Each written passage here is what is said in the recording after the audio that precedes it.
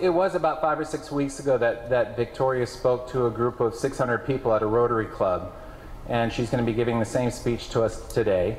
And I saw it, I think a week or so after it hit the web, it started going around, and so I quickly got on the phone and talked with her dad Zane and invited them here. And so we have a very special treat. So Victoria, come on up, do your thing. Go up.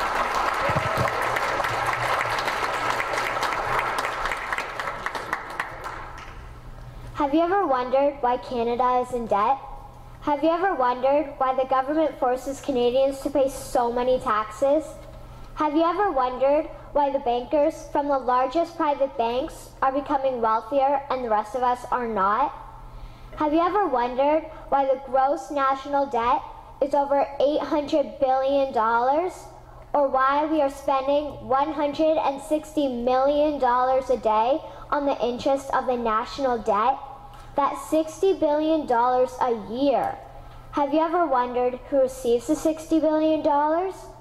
What I have discovered is the banks and the government have colluded to financially enslave the people of Canada. I will share with you 3 important points of reference, which will hopefully spark enough interest and concern for you to continue the research on your own and to engage your government to stop this criminal act against the people of Canada. First, we will briefly examine the Bank of Canada. Second, we will see how our banking system works today. And lastly, I will offer a viable solution that we can petition our government to implement. A very little known figure in Canadian history is J.L. Gradon McGeer. He was a lawyer, Member of Parliament, and Mayor of Vancouver. His contribution to Canada is probably the greatest in our history. He championed the creation of the National Bank of Canada, whose sole purpose is to create and manage Canada's money. It was formed on July 3, 1934, and owned by all Canadians.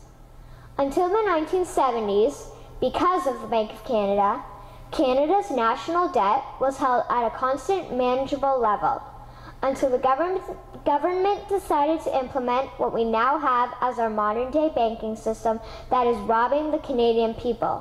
So how are they robbing us? Allow me to explain how our private banks and government work today. First, the Canadian government borrows money from the private banks. They then lend the debt-based money to Canada with compounded interest.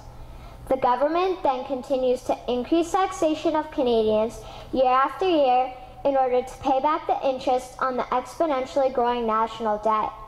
What results is inflation, less real money for Canadians to spend into our economy, and the real money being used to pad the pockets of the banks.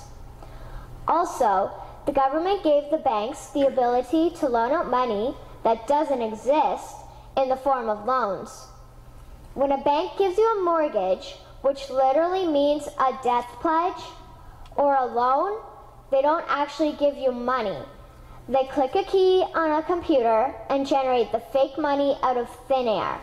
They don't actually have it in their bank vaults. Presently, the banks only have $4 billion on reserve, but they have loaned out over $1.5 trillion. To quote Graham Towers, each and every time a bank makes a loan, a new bank credit is created. New deposits, brand new money. Broadly speaking, all new money comes out of a bank in the form of loans. As loans are debt, then under the present system, all money is debt. What I find interesting is even Jesus, in Matthew 21, drove out the money changers in the temple because they were manipulating the currency to steal money from the people. The private banks are just like the money changers in Matthew 21. They are defrauding and robbing the people of Canada, thus their freedom, and they need to be stopped.